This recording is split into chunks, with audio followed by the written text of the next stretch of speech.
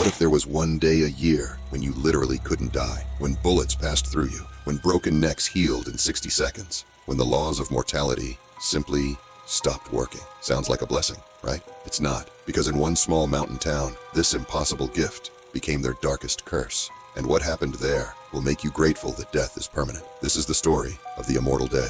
Marcus was 22 when he killed his best friend, Devin. They'd been inseparable since college, but a rivalry over a woman had poisoned their friendship. The feud escalated for months until they made a pact. They would settle it during the ritual, when the normal rules didn't apply. On a freezing February night, Marcus trudged through heavy snow at the edge of the forest, hunting rifle in hand. In the darkness, he saw a silhouette near the tree line. He didn't know for certain it was Devin, but on ritual night, anyone outside was fair game. Kill or be killed. He pulled the trigger. The figure dropped. Marcus approached through the snow and found Devin, mortally wounded, struggling for breath. His friend's eyes pleaded for mercy. Marcus knelt down, removed his knife, and ended Devin's suffering with a cut across the throat. He sat on a nearby rock, waiting. 60 seconds later, Devin rose from the snow, wounds completely healed. The dead man picked up the rifle, aimed it at Marcus's chest, and whispered, "Your turn, buddy." The bullet pierced Marcus's heart. He was dead before hitting the ground. What Marcus experienced next changed everything. He found himself in a room with marble walls, floor, and ceiling. A gold-framed mirror showed his reflection, healthy, uninjured, in peak condition. Above the mirror, Latin words were etched, lux in tenebris, light in darkness. On either side of him stood two doors, one pure white, one jet black. Marcus felt drawn to the white door, but terrified of the black one. He tried to move, but couldn't leave his leather chair. After exactly 60 seconds, the room flooded with light. The floor disappeared. Marcus fell through darkness and struck the earth with a heavy impact. He gasped, eyes opening in the snow. His bullet wound had healed. Devin stood nearby with a forced smile and sadness in his eyes. "Okay then," Devin said. "I guess we're even." They walked back to town in silence. Their friendship was forever changed. This mountain town was unremarkable for a century. Tranquil, picturesque, boring. That changed in February 1984, when a drifter arrived. He called himself Elijah, an elderly man with matted white hair, soiled clothes, and an unsettling presence. Sheriff Clayton, a tough old-timer with zero tolerance for vagrants, ordered Elijah to leave within 24 hours or face jail. But a kind widow named Mrs. Tucker showed the stranger hospitality. She invited him in, gave him food, clean clothes, and shelter. Other neighbors donated money. Clayton showed up with deputies to run the drifter out of town. A standoff ensued. Then Elijah made an announcement. He wanted to bestow a gift. February 16th would forever be known as the Immortal Day. No one could die within town boundaries on this date. Not now, not ever. The crowd laughed, thinking him insane. That's when Elijah moved with impossible speed, grabbing Sheriff Clayton's throat and snapping his neck like a twig.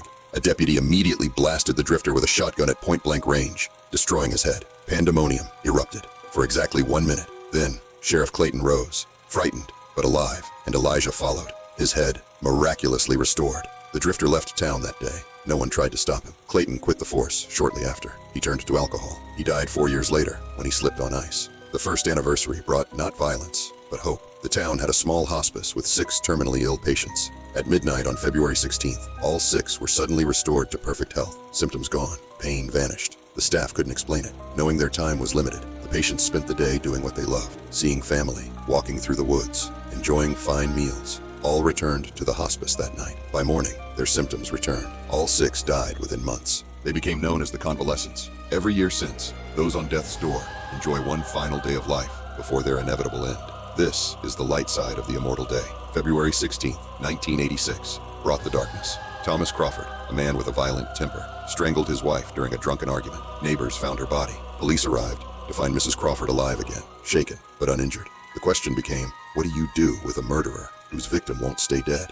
Town leaders debated pressing charges, but that would bring outside authorities, people who wouldn't understand the secret. Justice had to be served differently. Mrs. Crawford chose exile for her husband. He was banished and never returned. But now everyone knew the truth. You could kill on the Immortal Day and face no legal consequences. Pandora's box was open. Henry Morrison was a high school teacher obsessed with the ritual. In 1987, he decided to prove it was real. He invited 3 witnesses to his home and set up a camera. With everyone watching, Morrison raised a revolver to his head and pulled the trigger. The camera kept rolling. The witnesses stayed calm. 60 seconds later, Morrison rose from the floor, brains back in his skull, an unsettling smile on his lips. Copies of the tape spread throughout town. Even skeptics couldn't explain what they'd seen. The cat was out of the bag. 1988 was when hell broke loose. 3 people were killed on the night of February 16th. 3 more attempts followed. People realized they could settle old scores or fulfill twisted fantasies without consequences. The small police force couldn't cope. Town leaders made a grim decision. Daylight hours belonged to the convalescents. they could enjoy peace. But after dark, the night belonged to the hunters. They could hunt and kill their opponents, knowing victims would return to life, and there would be no legal repercussions. The silent majority, the refuseniks, locked themselves in their homes and waited out the horror. But refusing to participate didn't always mean safety. In 1991, two young adults, Andrew and Emily, brother and sister, decided to test the ritual for themselves. Their family home sat on the eastern edge of town. Andrew shot his sister through the chest with an arrow. She fell. A minute passed. Emily didn't come back. Her body lay cold and motionless in the frozen ground. Investigators discovered the truth. The spot where Emily died was 10 yards outside the official town boundary. The spell didn't apply there. She was gone forever. Markers were erected around the perimeter to prevent future accidents, but the damage was done. Andrew couldn't live with the guilt. He left town on his 23rd birthday and was never heard from again. Henry Morrison became increasingly obsessed. In 1994, he committed an unforgivable act. He convinced a vulnerable former student named Robert to stand just outside the boundary markers. Then he shot him dead. Morrison dragged Robert's body back across the line into town limits and waited. Robert did come back, but he wasn't human anymore. He became a shambling, zombie-like creature, unable to communicate, showing no emotion, no intelligence. Morrison was tried and executed by firing squad, buried outside town borders. Robert was mercifully euthanized by the town doctor. New rules were established. Temporary fences would surround the entire town during the Immortal Day, turning it into a prison for 24 hours. The most recent tragedy occurred in 2006. A young woman named Sophie Miller shot her ex-boyfriend at 12:01 a.m. on February 17th. 1 minute after the spell ended, her watch had been running slow. She'd killed him for real. Sophie claimed it was an accident, and it was confirmed. She was exiled rather than executed. From that year forward, sirens were installed throughout town to signal the ritual's end. Marcus never participated in the hunts again. For decades, he barricaded himself inside during the Immortal Day. Devin remained a friend, but their bond was never the same. Marcus met his wife Rebecca at 23. They married, started a family, built a life beneath the shadow of the ritual. Being a refusenik doesn't guarantee safety. 5 years ago, 3 young hunters broke into Marcus's home, believing they could terrorize his family without consequences. They were wrong. Marcus was armed and ready. He didn't just kill the intruders, he made them suffer. The trio never returned. People often ask Marcus why he doesn't leave. Why not pack up his family and escape the curse? It's complicated. His roots are here. Family, friends, his business. Starting over wouldn't be easy, but there's something deeper. Marcus believes the town was chosen by whatever force bestows gifts or curses. For 1 day a year, mortality's greatest law doesn't apply. And one day, when his end is near, Marcus will become a convalescent.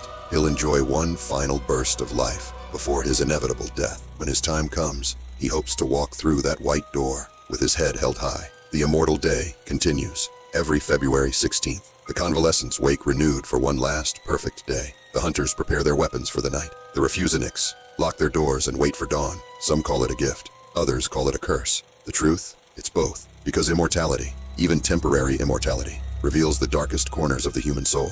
It shows what people will do when death loses its power, when consequences disappear, when final judgment is postponed for 60 seconds. The town keeps it secret. The outside world doesn't know, and every year, the ritual continues. Because in this chosen place, for 1 day and 1 night, the impossible becomes reality. Death can wait, but it always comes back. And for some, those 60 seconds in the waiting room, staring at 2 doors, one white and one black, are more terrifying than death itself. What would you see in that marble room? Which door would you want to enter? And more importantly, which door would be waiting for you? Some questions are better left unanswered. The people of this mountain town learned that the hard way. And every February 16th, they're reminded that some gifts come with a price too terrible to pay.